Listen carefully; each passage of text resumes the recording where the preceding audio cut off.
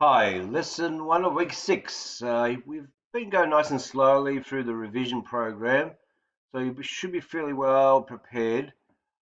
So using Friday's practice tests, pull that out.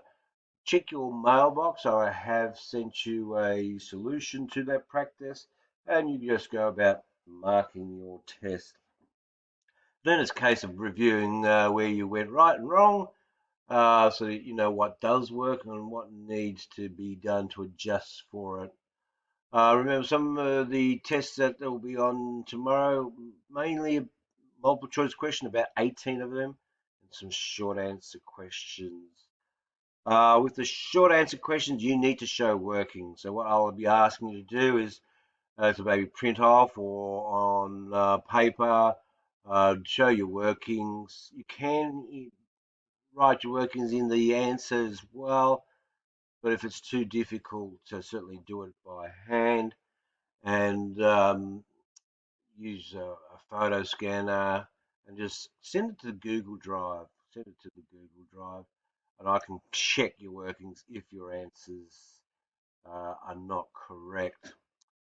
I can tell you now the multiple choice questions are done in such a way that some are what I call a calculator immune. In other words, if you don't know your stuff, things like reading questions carefully. If they ask for the line perpendicular, that the gradient is the negative inverse.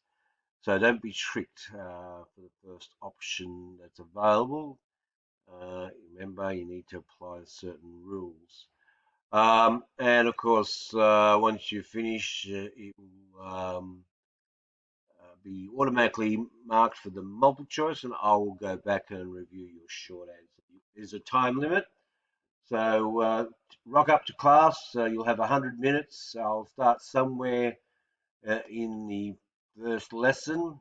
I'll give you, say, 10, 15 minutes of setting up time. I still have some people coming in late to class. Hopefully you've seen this message and won't be late because they will be closing at the end of the double.